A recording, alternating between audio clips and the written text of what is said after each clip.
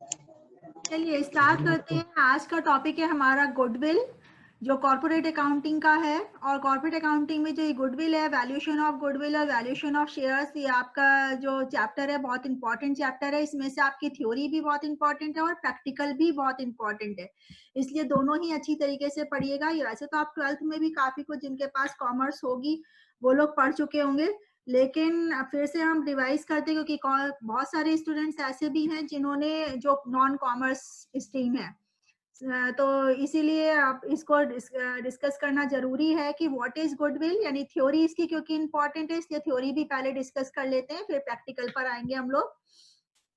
यहाँ पर आज का जो मेन जो हम लोग फोकस करेंगे वो किस पर फोकस करेंगे? Goodwill, it's concept and types. क्या है गुडविल और इसके क्या कॉन्सेप्ट्स हैं, और इसको हम इसकी नीड क्या है, और इसकी इसमें टाइप्स कितने प्रकार की गुडविल होती है, और गुडविल कैसे इफेक्ट करती है एक बिजनेस ऑर्गेनाइजेशन की। Now come to the point कि व्हाट इज गुडविल। क्या गुडविल है, गुडविल को हम कैसे डिफाइन करेंगे? Goodwill is a value of the reputation of firm, यानी कि गुडविल जैसे आपने देखा ना कि इसकी गुडविल बहुत अच्छी है। गुडविल का मतलब क्या है? Name and fame of any person. और जब हम बिजनेस के पॉइंट ऑफ व्यू से देखते हैं तो गुडविल या name and fame of a firm और फॉर ऑर्गेनाइजेशन, यानी कि अगर किसी भी ऑर्गेनाइजेशन की रेपुटेशन को की वैल्यू लगाते हैं तो that is goodwill. And to build over, जो कि जहां कैसे हम पाते हैं उस रेपुटेशन को, उस नेम और फेम को कमाने के लिए, जैसे जितना ओवर द पीरियड्स हो जाएगा, जितना टाइम उस ऑर्गेनाइजेशन का जितना ज्यादा टाइम एस्टैब्लिश हुए हो जाएगा, उसका फॉर्मेशन हो जाएगी, उतना ही उसकी गुडविल ज्यादा बढ़ती चली जाएगी। तो इसीलिए कहा जाता है कि goodwill is the value of the reputation of a firm and it is to build over, किसके कैसे फॉर्मेशन होती है? To build over the time with respect to the expected future over and above the normal profit। जो हम एक normal profit एक कोई भी व्यक्ति कमा सकता है, उस नॉर्मल प्रॉफिट से अबव जो प्रॉफिट कमाया जाता है, एंड ड्यू टू गुडविल, यानी उसकी जो नेम एंड फेम है, जो रेपुटेशन है, उसकी वजह से जो एक्स्ट्रा प्रॉफिट पा रहा है वो किसकी वजह से पाता है? सिर्फ गुडविल की वजह से। एनी जो ये गुडविल है वो क्या है? एनी इंटेंजिबल एट्रीब्यूट्स उसके अंदर होते हैं। गुडविल के अंदर इंटेंजिबल एट्रीब्यूट्स इसलिए कहा गया क्योंकि वो जो गुडविल है उसको हम ना ही एक तरह से कहते हैं ना, इंटेंजिबल एसेट्स कौन सी होती हैं जो कि हम जिसको ना हम छू सकते हैं, देख सकते हैं, है ना, that can not be touch और दैट कैन नॉट बी एक तरह से सीन। तो इस तरीके से जो गुडविल होती है, जो क्योंकि आपने टाइप्स ऑफ गुड वो एसेट्स पढ़ी थी, real assets, fictitious assets, fixed assets, current assets, तो उसमें इंटेंजिबल एसेट्स भी है।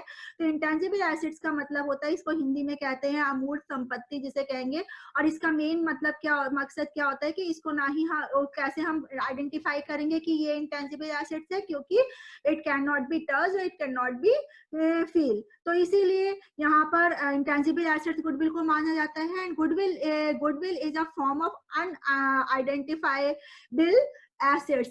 अनआइडेंटिफाइबल एसेट्स क्यों होती है ये एसेट्स? क्योंकि और एसेट्स को तो हम आइडेंटिफाई कर सकते हैं कि ये बिल्डिंग है, ये फर्नीचर है, लेकिन गुडविल को आइडेंटिफाई नहीं कर सकते, क्योंकि ये एक तरह से बस एक हमारा इसको ना ही हम देख सकते हैं ना ही छू सकते हैं, जिसकी वजह से इसको हम अनआइडेंटिफाइबल एसेट भी गुडविल को कहते हैं, क्योंकि ये सिर्फ आपके रेपुटेशन एंड नेम फेम से ही इसकी वैल्यू को कंसीडर किया जा सकता है।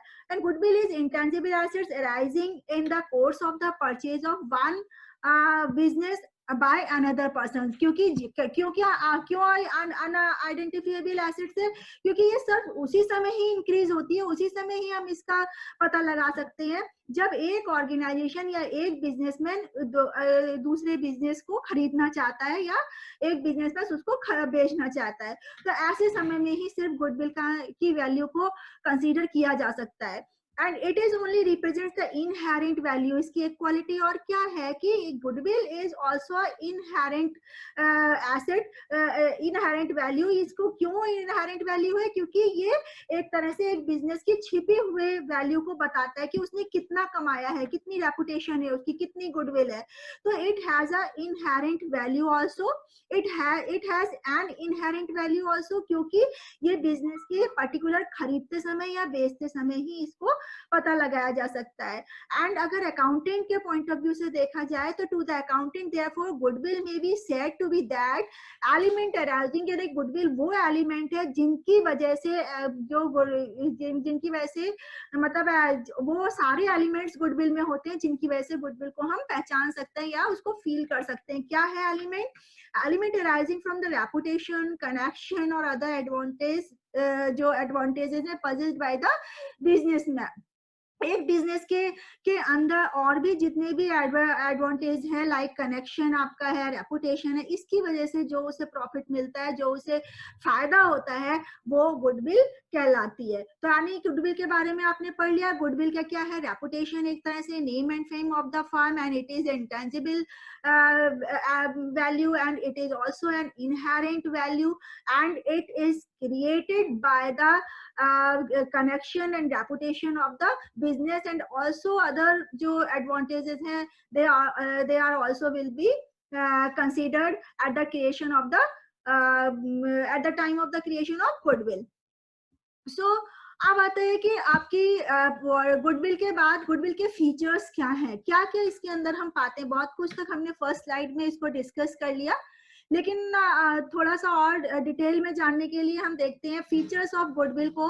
B an intangible asset which can not be seen but it has some realisable value, यानी कि हमने ये पहले ही पढ़ा था कि ये इंटेंजिबल एसेट है, इसको हम ना ही छू सकते हैं और ना ही देख सकते हैं, बट ये इसकी अपनी एक वैल्यू है, रियलाइजेबल वैल्यू है, रीसेलेबल जिसे भी कह सकते हैं, यानी कि इसको जब ऑर्गेनाइजेशन को बेचने चलते हैं तो इसकी अपनी वैल्यू भी कंसीडर की जाती है। तो इसलिए हम इसको फिक्टिशियस एसेट, सेकंड पॉइंट आपका है नॉट अ फिक्टिशियस एसेट, यानी कि we can not say that the goodwill is a fictitious assets, क्योंकि फिक्टिशियस एसेट्स आप जानते हैं कि हम बैलेंस शीट के एसेट साइड में नीचे की दिखाते हैं, और इनका मेन मतलब क्या होता है कि इसकी सेलेबल वैल्यू कुछ नहीं होती है जब हम सेल करना चाहें, इसलिए फिक्टिशियस एसेट्स के रूप में कंसीडर होती है। लेकिन जब गुडविल को हम फिक्टिशियस एसेट इसीलिए नहीं कहते हैं क्योंकि इसकी सेलेबल वैल्यू होती है एट द टाइम ऑफ जब हम ऑर्गेनाइजेशन को बेचते हैं या कोई दूसरा व्यक्ति उसको खरीदता है, तो उस समय उसके दिमाग में उस व्यक्ति उस ऑर्गेनाइजेशन की वैल्यू का वो कंसीडर करता है एज अ गुडविल, की उसकी गुडविल कितनी है, कितनी रेपुटेशन है, उसी के हिसाब से उसकी जो कॉस्ट है ऑर्गेनाइजेशन की, जो सेलेबल वैल्यू है वो लगती है। It cannot be separated from a business like a physical assets can, मतलब हम ये भी नहीं कह सकते कि एक जो जैसे हम लैंड है, फर्नीचर है, बिल्डिंग है, इसको हम सेपरेट कर सकते हैं from the business entity, but जो गुडविल है उसको हम बिजनेस एंटिटी से अलग नहीं कर सकते, क्योंकि जैसे जब भी कोई बिजनेस खरीदेगा तो सबसे पहले गुडविल के बारे में देखेगा। इसको हम ना ही सेल कर सकते हैं, ना ही एक्सचेंज कर सकते हैं कि गुडविल के बदले में हम कुछ और ले लें। इस तरीके की जो चीजें हैं वो हम इसमें गुडविल में नहीं कर सकते। नहीं, गुडविल में ना ही लीज पर इसको दी जा सकती है, it can not be transferred, it can not be exchange, तो इसलिए और लेकिन ये अपनी सेलेबल वैल्यू रखती है, तो इसीलिए इसको हम ये कह सकते हैं कि it can not be separated from the business like a physical assets, like जैसे आपकी बिल्डिंग है, फर्नीचर है, इन सब की तरह। its value is not relative to any investment amount और cost, क्योंकि इसकी जो गुडविल है उसकी वैल्यू को हम मेजर नहीं कर सकते एक फिक्स्ड अमाउंट की तरह। जैसे हम बिल्डिंग को या बिल्डिंग में पैसा लगाते हैं तो हमें पता है हमें जो है 10 लाख लगाना है, इस बिल्डिंग में 10 लाख लगाया है, या इस लैंड को खरीदने में 10 लाख लगाया है, या कोई हमने एक्सपेंसेस इनकर्ड किया उसमें हमें ये पता रहता है कि हमने इतने रुपए का एक्सपेंस हमें इनकर्ड कर दिया, हमने जो है 10,000 रुपए इस पर्टिकुलर प्रोडक्ट पर खर्च कर दिए हैं, तो हमारी इतनी कॉस्ट आ गई, हम यानी मेजर कर सकते हैं। बट गुडविल में गुडविल का फीचर ये होता है कि इसकी अपनी मॉनेटरी टर्म में वैल्यू तो होती है, वैल्यू को कंसीडर कर सकते हैं, लेकिन वो सिर्फ बेचते या खरीदते समय या और भी कंडीशंस हैं जिसको मैं आगे बताऊंगी आपको कि पार्टनरशिप के रिटायरमेंट और इन सब के समय जो है हम इसको कंसीडर करते हैं इसकी वैल्यू को, बट हम इसको एज अ इन्वेस्टमेंट और एज अ कॉस्ट हम इसको मेजर नहीं कर सकते, इसका रिलेशन इन्वेस्टमेंट और कॉस्ट से नहीं होता है। This value is subjective and depends on the person judging it, यानी कि जो इसकी वैल्यू तब कंसीडर होती है, जो मैंने आपको बताया इसकी वैल्यू तभी कंसीडर की जा सकती है जब कोई इसको व्यक्ति को इस ऑर्गेनाइजेशन किसी भी ऑर्गेनाइजेशन को खरीद रहा होगा तभी वो। और ये इसका दूसरा पार्ट अगर देखें तो दूसरे पार्ट में ये कह सकते हैं कि ये वेरी करती है, गुडविल की वैल्यू जो है वो वेरी करती है, फिक्स नहीं होती पर्सन टू पर्सन। यानी कि अगर हो सकता है कि एक ऑर्गेनाइजेशन अगर किसी ऑर्गेनाइजेशन को खरीद रही है तो उसके दिमाग में है कि वो गुडविल, इसकी गुडविल जो है 1 लाख रुपए मुझे कमा करके दे सकती है 1 साल के अंदर, यानी कि इसकी गुडविल, इसके रेपुटेशन की वजह से मैं 1 लाख रुपए कमा सकता हूँ। लेकिन वहीं अगर दूसरा कस्टमर होगा और दूसरा कस्टमर ये सोच सकता है कि मुझे तो इसकी गुडविल से 50,000 रुपए मैं कमा सकता हूँ, यानी कि गुडविल की जो अपनी वैल्यू है वो जो उसका मेजरेबल वैल्यू है वो डिपेंड करती है, यानी ये वेरी होती है, डिपेंड वो पर्सन टू पर्सन, यानी कि हर पर्सन की अपने जजमेंट के हिसाब से जो परचेजिंग पार्टनर है, जो उसको परचेज कर रहा है, जो कस्टमर है उस ऑर्गेनाइजेशन को खरीदने वाला, उसके जजमेंट के ऊपर डिपेंड करती है। इसकी वैल्यू एक फिक्स्ड नहीं होती इन्वेस्टमेंट एंड कॉस्ट की तरह। तो इस तरह से यहाँ पर फीचर्स गुडविल के आप लोगों ने पढ़े कि गुडविल क्या है और किस तरीके से गुडविल को हम कंसीडर कर सकते हैं। अब आते हैं एलिमेंट ऑफ अराइज और रेज गुडविल, यानी कि कौन से एलिमेंट्स ऐसे हैं, कौन से ऐसे चीजें हैं जिसकी वजह से गुडविल अराइज होती है, गुडविल क्रिएट होती है। यानी कि अगर हम कुछ करें ही नहीं, सिर्फ बिजनेस ऐसे ही डाल दें तो हो सकता है उसमें गुडविल में जो अराइज ना हो और हम नॉर्मल एक प्रॉफिट पाते रहें। लेकिन अगर गुडविल आएगी तो उससे क्या होगा, एक जो प्रॉफिट अर्न होगा, तो या प्रॉफिट जो excess amount of the profit है अबव द नॉर्मल प्रॉफिट, वो हम पा सकते हैं। तो अब वो कौन से कारण है जिसकी वजह से एक ऑर्गेनाइजेशन जो है वो गुडविल ज्यादा, गुडविल की वजह से जो है ज्यादा प्रॉफिट अर्न करती है, वो कौन से कारण है। तो यहाँ पर हमने देखा है the first point is the location of the business prices, depend करता है कि जो बिजनेस प्रेमाइसेस है उसकी लोकेशन क्या है। उस उदाहरण के तौर पर ले लेते हैं कि अगर एक दुकान है एक व्यक्ति की और वो दुकान अगर किसी गली वगैरह में होगी तो इसका मतलब उसमें उसकी जो रेपुटेशन होगी वो थोड़ी कम होगी, कंपैरेटिवली उस दुकान की ज्यादा गुडविल होगी जो एक प्राइम लोकेशन पर होगी। तो इसका मतलब उसकी कॉस्ट ज्यादा ही, उसकी वैल्यू ज्यादा मानी जाएगी। तो वही वो कह रहे हैं कि elements of rise and raise goodwill क्या है, first of all location of the business premises, and दूसरा ने कहा position of the favourable contract, complete और पार्शियल मोनोपोली। उन्होंने ये गुडविल जो है दूसरा कारण किससे अराइज होती है, मोनोपोली, या तो वो एक छत्र, एक ही तरीके का, एक ही वहां पे दुकान हो एक ही तरीके की और कोई उस चीज को बेचता ना हो, इसकी वजह से भी उसकी गुडविल बढ़ सकती है। दूसरा कारण क्या है कि अगर उसके कस्टमर से कॉन्टेक्ट बहुत अच्छे हो जिसकी वजह से लोग उसे बार बार खरीदना चाहते हो, उसकी दुकान से ही सामान लेना चाहते हो, किसी और दुकान पर नहीं जाना चाहते हो, तो इससे भी उसकी गुडविल बढ़ती है। And the personal reputation of the promoters, promoters का मतलब क्या है, जो इनिशिएटर्स हैं, जो फाउंडिंग मेंबर्स हैं, फॉर्मेशन मेंबर्स जिसे कहेंगे ऑफ दैट बिजनेस, उनकी रेपुटेशन कैसी। आपने देखा होगा कभी मैंने क्लास में भी एग्जाम्पल दिया था कि कभी क्या होता है कि दूसरे का टैग लगा लेते हैं, टाटा का नाम लगा दिया कि टाटा की गुडविल हमने खरीद ली। इसका मतलब क्या होता है कि टाटा का नाम लगने से वो जो ब्रांड उसमें ऐड ऑन हो गया उसकी वजह से उसकी गुडविल बढ़ जाती है, रेपुटेशन उसकी बढ़ जाती है। या ऐसे ही यहाँ पर एक लेते हैं कि प्रमोटर्स जो होते हैं, जो अगर हमारे जो बिजनेस को डालने वाले, यानी दुकान खोलना, एक छोटे से उसमें लेते हैं कि अगर कोई ऑर्गेनाइजेशन खोल रहा है उसमें प्रमोटर्स बहुत हाई फाई हैं, टाटा, अंबानी, बिरला, इस तरीके के लोग अगर उसे खोल रहे हैं तो इसका मतलब ऑटोमेटिकली उसकी जो गुडविल है वो ज्यादा हाई फाई होगी और उसको उसमें ज्यादा वो अर्न कर सकते हैं। The position of efficient and contented employee, contented employee यानी जो लोग हैं वहाँ के, जो उसमें उसके ऑर्गेनाइजेशन में काम कर रहे हैं, अगर उन लोग की सर्विसेज बहुत अच्छी हैं, वो लोग का नेचर बिहेवियर अच्छा है कस्टमर के साथ में, नहीं एम्प्लॉय अगर कंटेंटेड है, एफिशिएंट है, तो भी उस ऑर्गेनाइजेशन की गुडविल अच्छी होती है। And next point is position of trademark, patent और a well known business name. किसी का नेट सही चल रहा है, सही चलेगा ना? आप लोग अपना म्यूट करिए आवाज। फिर the position of trademark, patent and well known business name, ये भी बहुत कुछ फर्क पड़ता है। अगर ट्रेडमार्क उस कंपनी का, उस ऑर्गेनाइजेशन का बहुत लंबा है और पेटेंट बहुत टाइम, यानी ये सारी ट्रेडमार्क पेटेंट जो है वो डिपेंड करता है कि टाइम पीरियड के ऊपर कितने टाइम का लिया गया। अगर लॉन्ग टाइम का लिया गया है तो उसकी गुडविल ऑटोमेटिकली अच्छी होगी। नेक्स्ट आपका है continuance of the advertising campaigns. अगर कोई कंपनी अपने ऑर्गेनाइजेशन का, अपनी कंपनी का बार बार एडवर्टीजमेंट कराती है तो लोगों की नॉलेज में रहता है उसको, वो एक वेल रिकॉग्नाइज्ड ऑर्गेनाइजेशन हो जाती है और जिसकी वजह से उसकी गुडविल ऑटोमेटिकली बढ़ जाती है। The maintenance of the quality of the forms product and development of the business with changing conditions, ये भी बहुत कुछ डिपेंड करता है कि अगर इनोवेशन, जो आपने अभी बहुत कुछ इकोनॉमिक्स वगैरह में भी पढ़ते चले आ रहे होंगे अब तक बार बार, कि इनोवेशन को बार बार अपनाना चाहिए। अगर इनोवेशन को हमने अडॉप्ट नहीं किया तो हम कभी भी एक जो इकोनॉमिक डेवलपमेंट है उसमें हम अपने आप को इस्टेब्लिश नहीं कर पाएंगे, लॉन्ग टाइम तक नहीं रह पाएंगे। तो इसीलिए जरूरी है कि अगर अगर कोई भी ऑर्गेनाइजेशन चेंजिंग कंडीशन में अपनी प्रोडक्ट की क्वालिटी को, उसके डेवलपमेंट को मेंटेन रखती है, बनाए रखती है, क्वालिटी में कोई फर्क नहीं आता। हो सकता है कोई कॉम्पिटिटर आ जाए और उससे अच्छा देने लग जाए तो अपनी क्वालिटी उसी के बराबर अच्छे क्वालिटी कर ले, अपनी क्वालिटी को मेंटेन रखे। ऐसा नहीं कट थोट कॉम्पिटिशन के चक्कर में क्वालिटी घटा दी और प्राइस बढ़ा दिए तो उससे क्या होगा, कस्टमर हट जाएंगे, उसकी गुडविल घट जाएगी।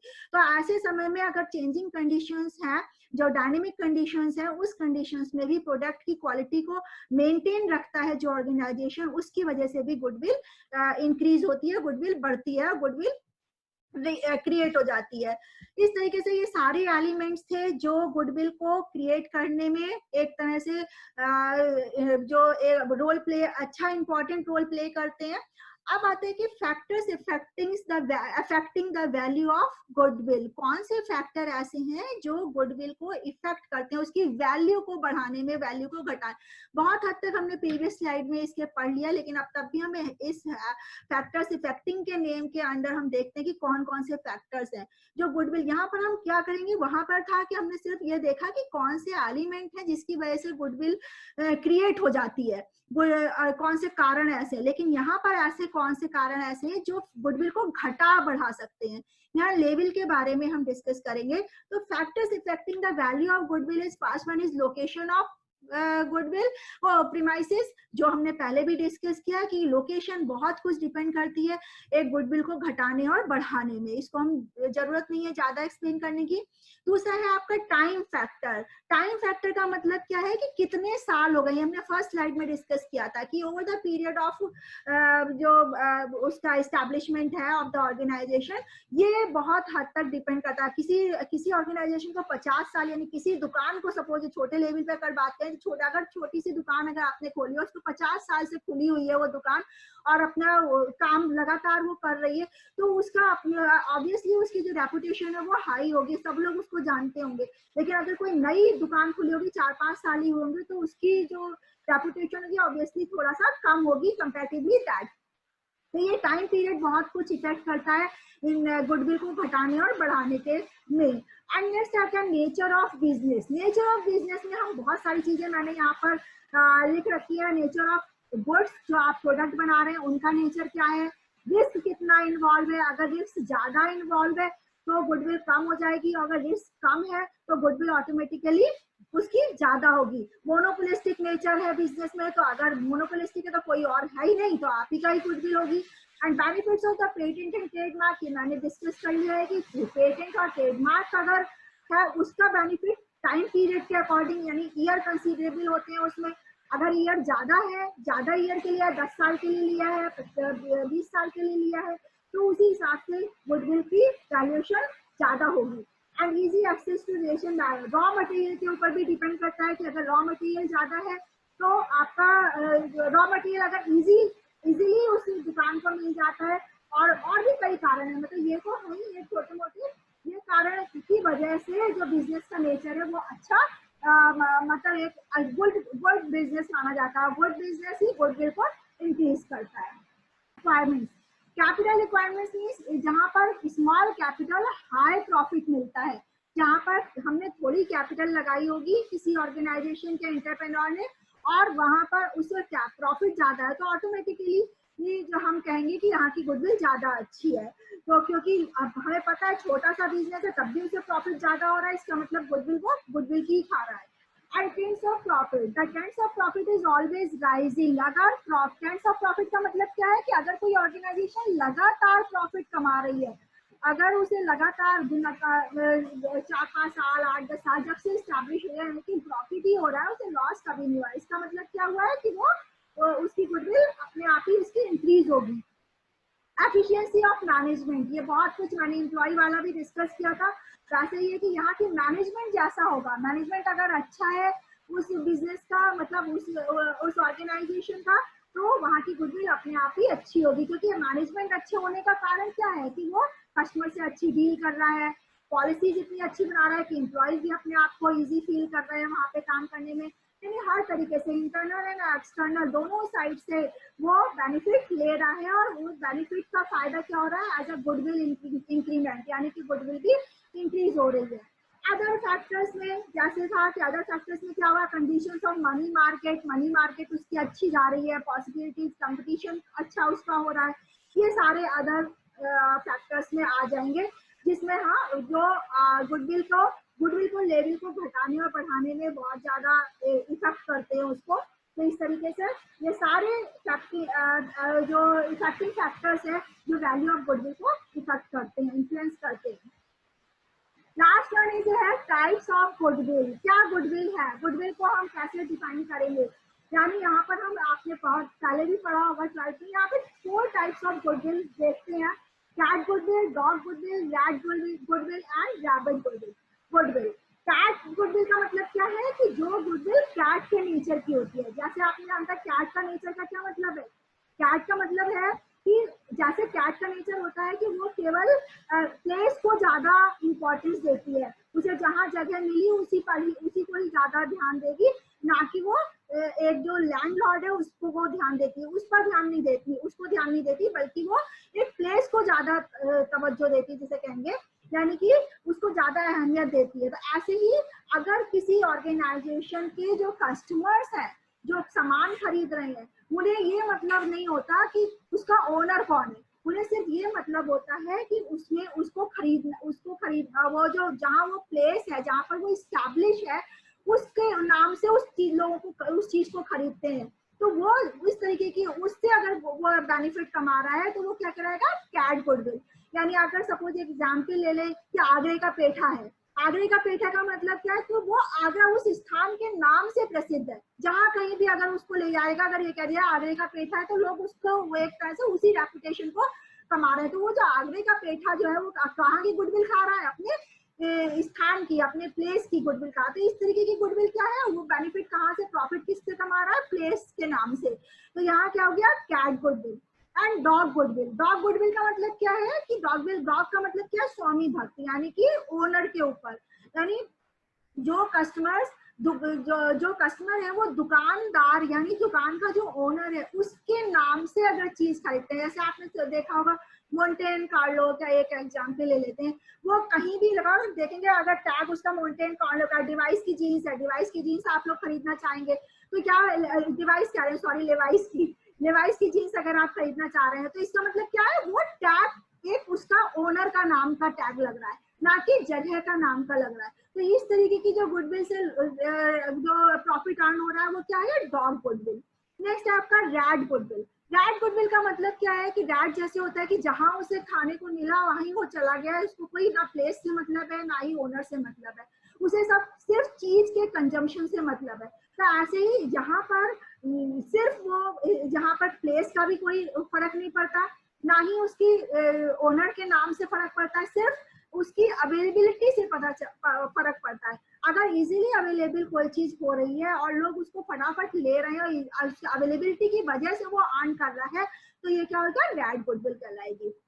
रैबिट गुडविल, और रैबिट गुडविल बहुत हद तक रैट गुडविल की तरह, लेकिन थोड़ा सा इसमें क्या होता है, जैसे रैबिट जो होता है शाई नेचर का होता है, वो ज्यादा इधर उधर जाना नहीं चाहता, जहाँ पे रह रहा है उसे जो मिला उसी को ही ज्यादा प्रेफरेंस देता है।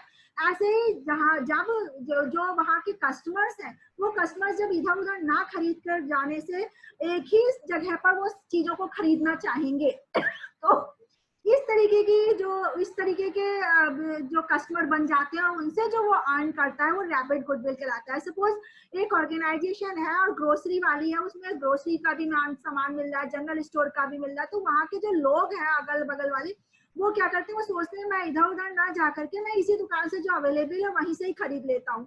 तो वहीं से ही वो दुकान इसीलिए बस केवल ज्यादा रेपुटेशन उसकी बढ़ जाती है, नेम ऑफ है, क्योंकि वो वहाँ के जो लोग हैं वो ऐसे इस उसके हैं मानसिकता की, वो ये सोचते हैं कि वहां मैं इसी दुकान से नियर बाई इधर उधर ना जाके इसी दुकान से सब सामान खरीद लेते हैं।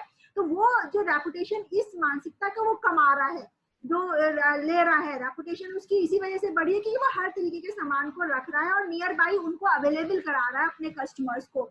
तो इसी वजह से इससे जो वो अर्न कर रहा है वो क्या कहलाएगा, rapid goodwill.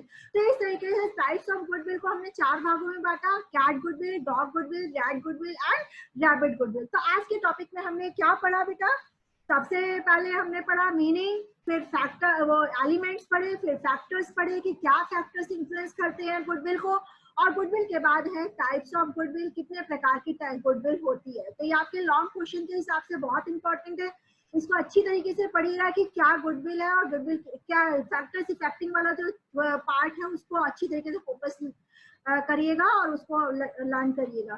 Okay, all the best. आज का टॉपिक यही खत्म होता है। यदि आपको मेरे लेक्चर समझ में आया हो और पसंद आया हो तो प्लीज़ लाइक कीजिए, शेयर कीजिए एंड सब्सक्राइब कीजिए। और अपकमिंग लेक्चर्स के बारे में अगर जानना चाहते हैं तो प्लीज़ बेल आइकन को प्रेस करना ना भूलें। Thank you.